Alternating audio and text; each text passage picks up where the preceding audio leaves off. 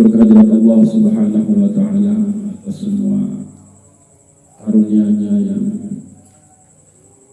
kita terima,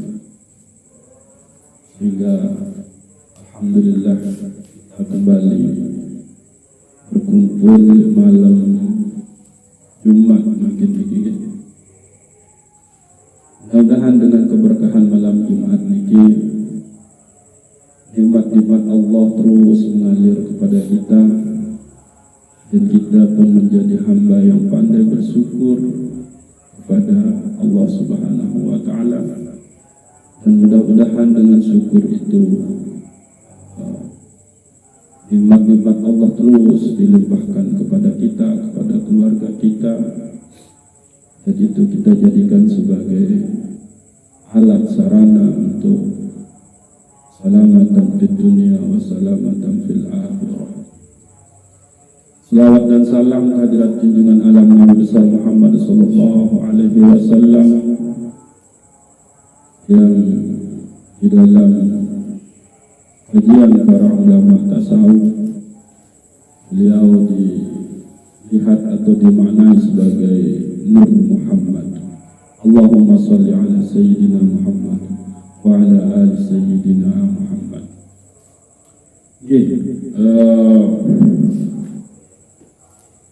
Jadi makin coba kaji kandungan isi dari bagian pertama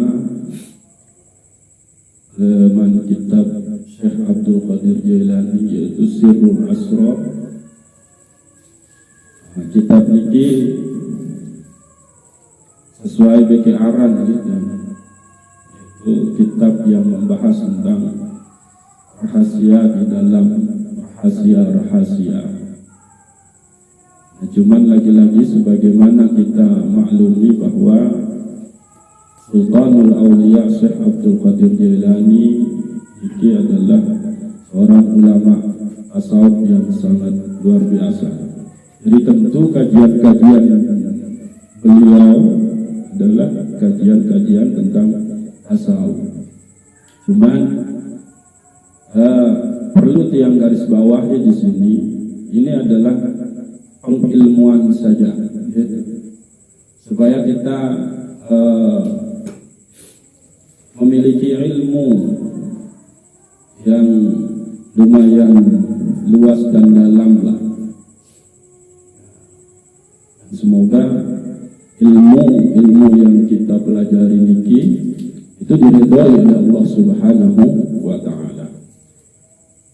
Jadi di dalam kitab Sirrul Asrar bagian pertama nikah, dan Syekh Abdul Qadir Jailani membahas tentang permulaan penciptaan. Jadi memang sampun kemaklumi sebetulnya kita bahwa Allah yang Maha Agung, Maha Suci, jika mula-mula pertama-tama yang diciptakannya itu adalah Nur Muhammad. Bahkan kalau kita mau bahas tentang Nur Muhammad ini di kitab Barzanji karangan Syekh Ja'far Siddiq yang kita baca di tiap maulid itu, di situ sudah disebutkan tentang Nur Muhammad. Coba sedikit. Usalli wa aslimu ala nuril mausufi bittaqaddum wal awliyah. Selawat, aku berselawat dan aku mohon keselamatan atas cahaya yang disifati dengan yang awal dan yang akhir. Itu kan sering terbaca. Jadi wanding asing malik seteparan aran Nur Muhammad. Di kitab Barzanji juga onek kebaca si tua osi, Bapak Tuan Osi oleh Masjid Bayanullah. Usalli wa aslimu ala nuril mausufi bittaqaddum wal awliyah. Tentang tawagolan jadi kita. Ini adalah di dalam kitab Barzanji. Yang mula-mula yang pertama kali Allah ciptakan menurut Syekh Abdul Qadir Jilani itu adalah Nur Muhammad atau cahaya Muhammad. Sehingga dari cahaya Nur Muhammad inilah itu menjadi sebab bagi terciptanya segala sesuatu ini. Nah, dalil tentang Nur Muhammad ini memang tidak banyak, tidak luwe.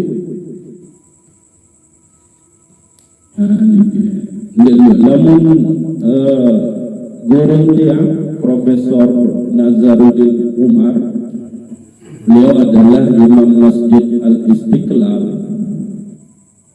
Jika dalil dari Al-Quran yang beliau tunjukkan yaitu surat Al-Ma'idah ayat 15.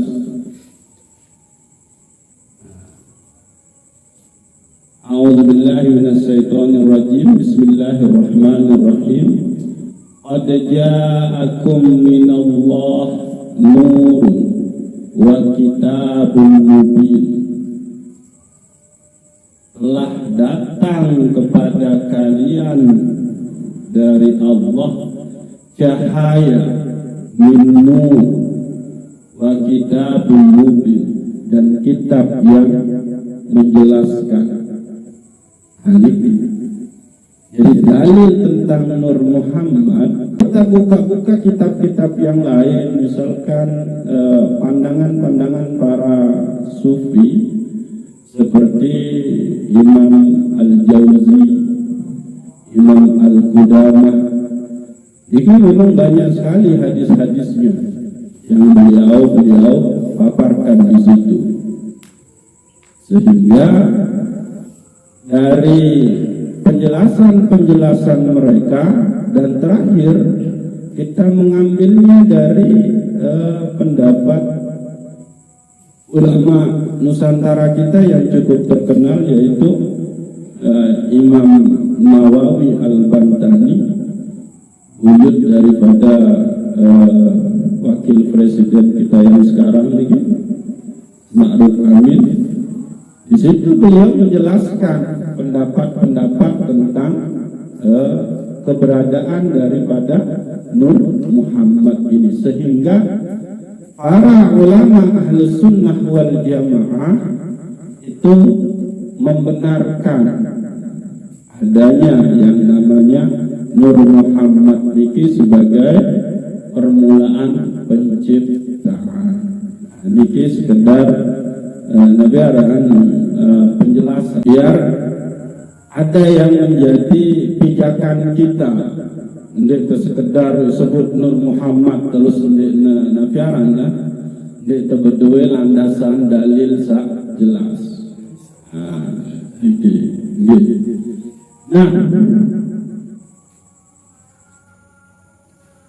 dari Nur Muhammad kita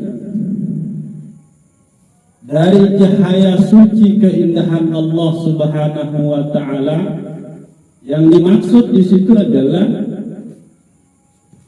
hakikat daripada Nabi Muhammad Sallallahu Alaihi Wasallam.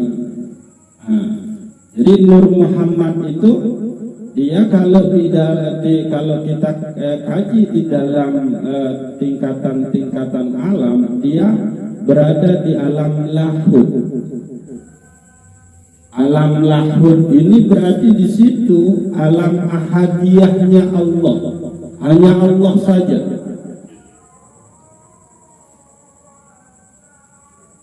Allah dengan kesendiriannya. Itu alam lahud, alam ahadiyah.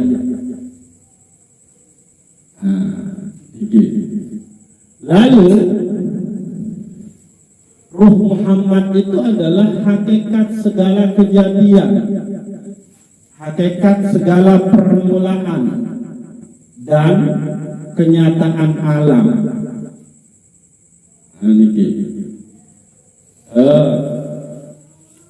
Bahkan dijelaskan oleh guru tiang yang sebut tadi itu bahwa Nur Muhammad itu dibagi menjadi 4 bagian. Bagian yang pertama itu diciptakan yang namanya Al-Qalam, lalu yang kedua Lauhul Mahfuz, lalu yang ketiga adalah Al-Ars. Nah, semua ruh diciptakan dari ruh Muhammad itu sendiri. Maka pada saat Allah menginginkan untuk dikenal, karena memang Allah di situ disebutkan oleh risalah tasawuf, bahwa Allah itu adalah perbendaharaan yang tersembunyi. Lalu Allah cinta, Allah kepingin untuk dikenal. Lalu Allah ciptakan yang namanya makhluk. Kuntu kanzan mahfiyan wa ahbabtu an tu'rafu khalaqtu khalqan. Ini juga yang dipakai dalilnya oleh Syekh Abdul Qadir Jailani. Maka pada saat itu, maka hembusan pertama yang muncul itu adalah Ruh Ahmad. Nah, ini dia Ruh Ahmad, atau yang disebut dengan Ummul Arwah. Jadi dia setepayan arah semua ruh diciptakan dari Ruh Muhammad, yaitu Ahmad itu. Nah, dari pada saat Ahmad kemudian saling pandang dengan Allah, maka muncullah keringat-keringat, tetesan-tetesan keringat itu. Itulah yang menjadi Nur Muhammad, yang berjumlah 124.000 cahaya. Nah, dikit. Jadi semua ruh diciptakan dari Ruh Muhammad. Jadi itu yang disebut dengan di situ Ruh Muhammad itu adalah Ahmad, sehingga dinamakanlah Ahmad ini sebagai Ummul Arwah. Nah, jadi pada saat Allah kepingin dikenal, karena Allah itu adalah sendirian di alam lahutnya, hanya dia, maka Allah kemudian itu menghembuskan, dari hembusan itulah muncul yang namanya Ahmad, sehingga dari Ruh Muhammad inilah semua ruh diciptakan. Nah, setelah 4.000 tahun kemudian, setelah 4.000 tahun Nur Muhammad diciptakan, maka dari cahaya mata Muhammad itu tercipta yang namanya Arsy. Nah, dari cahaya mata Nur Muhammad itulah tercipta yang namanya Arsy. Itu sebabnya tadi di Nur Muhammad itu terbagi menjadi 4 bagian. Nah, setelah itu kemudian Allah menghantarkan Nur Muhammad dari alam lahut ke alam nama-nama ilahi, asma-asma Allah, sifat-sifat Allah. Nah, di situ ya. Nanti kita bahas lebih ini. Nah, sampai dia ruh-ruh ini dihantarkan oleh Allah yang Maha Agung ke tempat yang paling rendah. Nah, di sini kita lihat bahwa Syekh Abdul Qadir Jailani memiliki penafsiran yang berbeda tentang surat At-Tin. Summa radadna asfala safilin. lalu kami turunkan dia ke tempat yang paling rendah. Nah, penafsiran Syekh Abdul Qadir Jailani tentu adalah ruh yang dihantarkan oleh Allah ke tempat yang paling rendah. Di mana itu? Yaitu di dalam jasad kita. Ini adalah tempat yang paling rendah. Jadi ada beberapa alam yang menurut Syekh Abdul Qadir Jailani ini yaitu alam lahut. Maka disitulah dia ruh qudsi. Yang kalau di dalam diri manusia, di situ adalah tempatnya adalah sir. Di dalam sir itu nanti ada yang disebut dengan tiflul ma'ani. Lalu lama terbahas ini tinggi. Tiflul ma'ani itu apa sebetulnya? Nah, ini kita ulang. Jadi alam lahir itu adalah tempatnya ruh qudsi. Ruh siapa itu? Yaitu ruh Ahmad itu. Maka begitu dia sudah masuk ke dalam jasad, itu tempatnya adalah di sir. Lalu alam yang kedua adalah alam jabarut. Disitulah dia tempatnya ruh sultan. Aduh, ya. Tempatnya di mana? Yaitu di qalbu. Di alam jabarut, ruh al-sultani. Itu tempatnya di dalam diri manusia itu adalah di fuadnya. Nah, itu di fuad.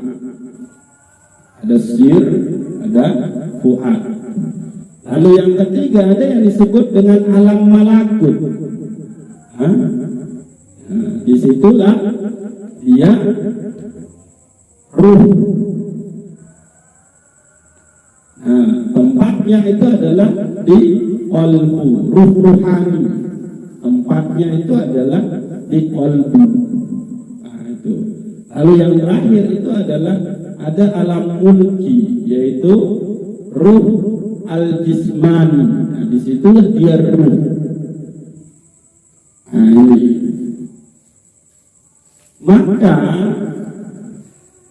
penafsiran Syekh Abdul Qadir Jailani tentang surat At-Tin ayat ke-15 itu terkait dengan bahwa Allah kemudian membawa ruh itu ke tempat yang paling rendah, yaitu ke alam mulki, yaitu ruh al-jismani. Nah, ini. Nah, setelah itu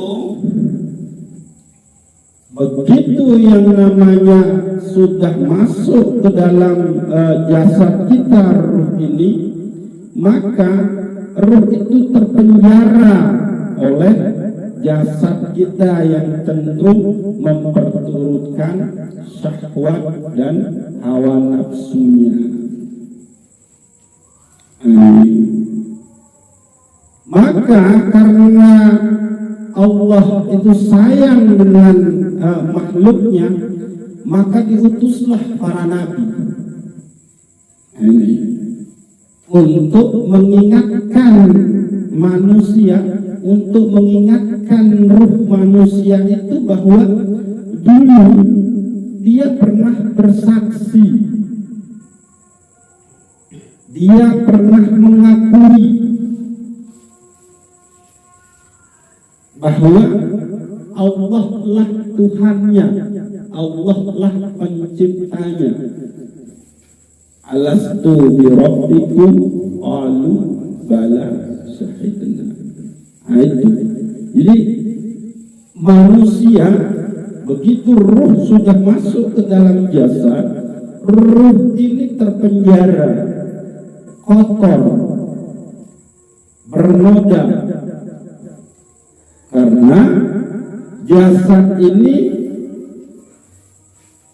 berasal atau diciptakan oleh Allah dari unsur materi. Sementara unsur materi ini, maka yang dia butuhkan itu adalah materi.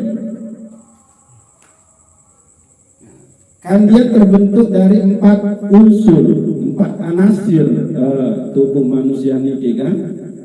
Nah, semuanya itu adalah berbentuk materi. Maka yang dibutuhkan oleh jasad itu adalah materi. Maka dia butuhkan makanan, dia butuhkan minuman, dia butuh pakaian. Nah, ini. Itu yang membuat kemudian ruh ini terpenjara. Sehingga dia lupa dengan kesaksiannya dulu, dia lupa dengan perjanjiannya dulu, bahkan dia lupa jalan untuk kembali. Nah, maka Allah mengutus para nabi dan rasul. Maka secara biologis yang terakhir terutus itu adalah Nabi Muhammad sallallahu alaihi wasallam, dan beliaulah yang menjadi penutup para nabi dan rasul. Nah, tugas pokok beliau itu adalah untuk mengingatkan, untuk menuntun manusia supaya dia kembali mengingat apa-apa yang ia saksikan dulu di alam arwahnya, supaya dia mengikrarkan kembali apa-apa yang sudah diikrarkan dulu di alam arwah, yaitu pengakuan bahwa Allah lah penciptanya. Maka tugas pokoknya adalah untuk supaya kita berada di dalam jalur ketakwaan itu sendiri, sehingga Syekh Abdul Qadir Jailani kemudian di situ menuntun kita untuk kita supaya ingat dan kembali dengan selamat kepada Allah Subhanahu wa taala, pulang kepada Allah Subhanahu wa taala. Maka yang pertama jalurnya itu adalah dengan menjalankan syariat-syariat Allah Subhanahu wa taala. Nah, maka kalau kita mau kaji syariat nikah mengandung 2 dimensi. Ada dimensi zahir dan ada dimensi batin. Dimensi zahir ini itulah yang kita ikuti di dalam mazhab fikih. Yang tekankan lagi, mazhab fikih, bukan berfikih. Tapi kita berfikih itu harus melalui mazhab, melalui imam. Jadi sok-sokan kembali kepada Quran dan hadis, harus melalui pendapat ulama. Dia tahu dia lebih ilmu alat, milih kembali ke Quran dan hadis langsung, nggak bisa, beliner. Maka kita mendapatkan penjelasan tentang Al-Quran dan hadis itu melalui para ulama. Lo kembe, karena emang ulama lah pewaris Nabi.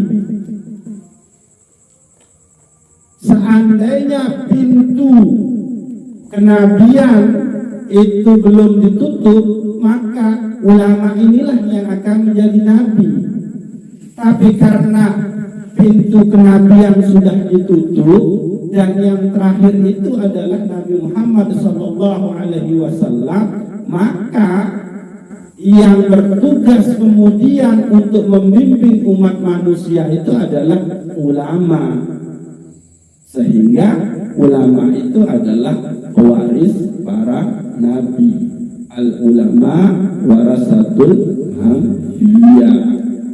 Yang tukang selalu tekani dek berfikir lamun dek ngikuti mazhab atau imam mazhab. Saya nggak nyala. Saya apa ilmu?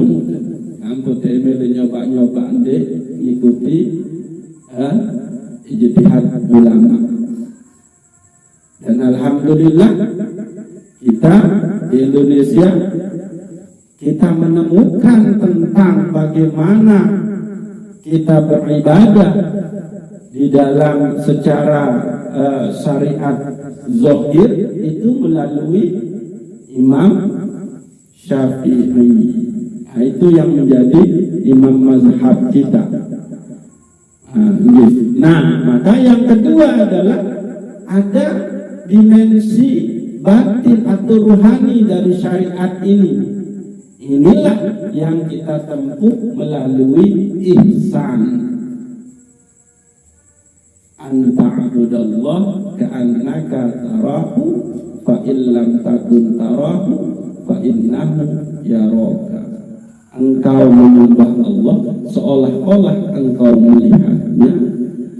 Lagu lemun yang mampu, maka yakinlah bahwa Allah senantiasa melihatnya. Nah, ihsan inilah kemudian yang melahirkan ilmu tasawuf. Nah, ini. Maka untuk permasalahan tazkiyatun nafas itu ada di dalam tasawuf. Itulah kemudian setelah dari syariat maka haruslah kepada makrifah. Ya, bahasa Syekh Abdul Qadir Jailani. Itulah cara untuk kembali kepada Allah Subhanahu wa ta'ala. Jadi itu betasawuf lagu ninggalin syariat dinara ajaran Syekh Abdul Qadir Jailani marah. Itulah sebabnya beliau ini adalah tokoh Ahlus Sunnah wal Jamaah yang sangat menekankan syariat di dalam tasawufnya. Bahkan beliau ini ke sembahyang sunat duha marah menggawe wajib.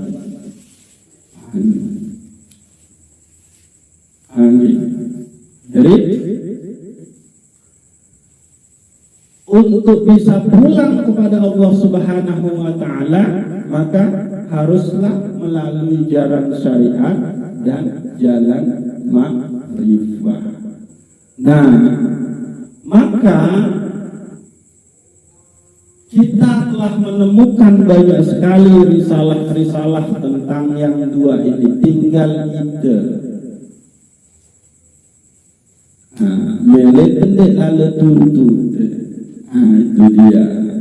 Dan alhamdulillah kita di sini sama-sama saling menasehati diri kita. Bukan kita datang ke guru dan bukan dia mengajarkan, tidak, tapi kita sama-sama saling menasehati diri kita. Adik bisa ingat tentang telah berseksi lain, adik bisa ingat tentang janji belai, dan adik bisa saling ingat tentang jalan pulang menuju Allah Subhanahu wa ta'ala dengan selamat. Jadi bahwa ini sangat sitang ringkas pembahasan oleh bagian pertama dari permulaan penciptaan tiga. Nah, yang tekankan lagi bahwa Allah Subhanahu wa ta'ala yang pertama kali ciptakan itu adalah Nur Muhammad. Ini ada beberapa dalil yang dipakai oleh Syekh Abdul Qadir Jailani. Yang pertama misalkan khalaqtu Muhammadan awwalan bin nuri. Aku ciptakan mula-mula aku ciptakan Nur Muhammad itu min nuri, dari cahaya. Nah, itu. Nah, di sini ada lagi tambahan. Allahu nurus samawati wal ardh. Allah lah yang menerangi langit dan bumi. Nah, para ulama hadis yang juga di situ menempuh jalan tasawuf itu mengistilahkan nur itu dengan nur Muhammad.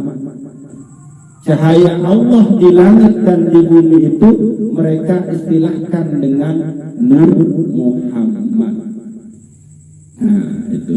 Nah, dalil berikut yang dipergunakan oleh Syekh Abdul Qadir Jilani di situ adalah awwalu ma khalaqallah ruhi. Yang pertama-tama kali Allah ciptakan itu adalah ruhku, ruh Nabi Muhammad, yaitu Ahmad yang tadi. Kemudian wa awwalu ma khalaqallah nur. Lalu setelah itu Allah ciptakan cahayaku, yaitu nur Muhammad. Nah, setelah itu wa awwalu ma khalaqallah al-qalam. Jadi dulu al-qalam ini tadi kan nur Muhammad itu dibagi menjadi 4 bagian. Yang pertama itu adalah al-qalam, yang ketiga adalah lauhul mahfuz, dan yang kedua adalah lauhul mahfuz, yang ketiga adalah al-arsy. Maka al-qalam itu diperintah oleh Allah Subhanahu wa taala untuk menulis. Lalu al-qalam bertanya, apa yang akan aku tulis ya Allah? Tulis la ilaha illallah Muhammadur Rasulullah. Nah, lalu al-qalam ini itu seakan-akan berilmu. Dia punya perasaan agak canggung. Begitu mulianya orang ini disandingkan dengan namamu yang paling mulia. Maka Allah marah. Al-qalam, maunya ini adalah kekasih. Memundik lantaran dia, mendik kecipta Islam. Bahkan al-qalam tercipta lantaran dia. Lalu Allah menyuruh lagi, tulis lagi, wahai al-qalam, apa yang akan aku tulis? Apa-apa yang akan menjadi, yang akan diterima oleh manusia sampai sampai kebangkitannya nanti. Ketentuan Allah yang berlaku kepada semua makhluknya sampai. Nah, terus bagaimana aku memulai menulisnya? Maka ditulislah, mulailah menulis dengan Bismillahirrahmanirrahim. Nah, begini. Jadi kenapa Rasulullah juga disebut dengan nur? Karena memang Rasulullah itu membawa daripada hal yang benar, cahaya ilahi yang akan menuntun manusia. Lalu Rasulullah juga itu disebut dengan al-qalam, karena di diri Rasulullah itulah penjelasan tentang ajaran-ajaran Allah Subhanahu wa ta'ala. Jadi Rasulullah menjelaskan semuanya. Lalu Rasulullah juga disebut dengan al-aql, karena memang Rasulullah sudah menguasai, sudah memahami semua ilmu pengetahuan. bahkan ini dulu dia berenang di alam ini ulama kebahasa gitu. Nah, inilah dia hakikat penciptaan segala sesuatu, yaitu bersumber dari Nur Muhammad yang kita ambil dari kitab Sirrul Asrar Syekh Abdul Qadir Jailani bagian pertama. Maka yang terakhir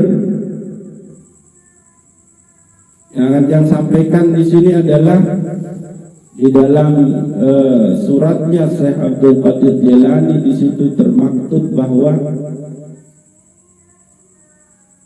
qalbu manusia itu adalah cermin. Maka tetaplah membersihkan cermin supaya dia tidak pudar. Kalau dia sudah pudar, maka basirah ma'rifah itu pun akan pudar. Jika itu yang terjadi, maka tersesatlah kita dan tidak tahu jalan pulang kepada Allah Subhanahu wa Ta'ala.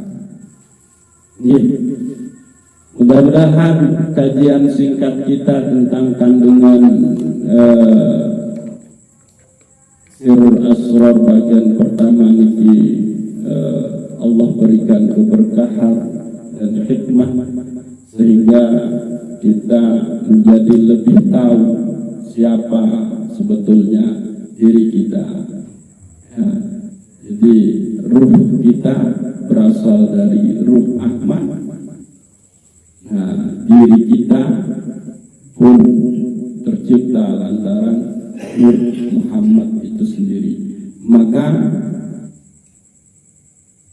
cintailah Rasulullah, berselawatlah kepada Rasulullah dengan selawat yang banyak, karena Allah dan para malaikatnya pun berselawat kepada beliau. Innallaha wa malaikatahu yusalluna 'alan nabi. Nah, jadi tidak bisa kita akan sampai kepada Allah Subhanahu wa Ta'ala, pulang kepada Allah Subhanahu wa Ta'ala, kalau tidak melalui jalan mengikuti dengan ikhlas apa-apa yang sudah dijalankan oleh Rasulullah sallallahu alaihi wasallam. Assalamualaikum warahmatullahi wabarakatuh.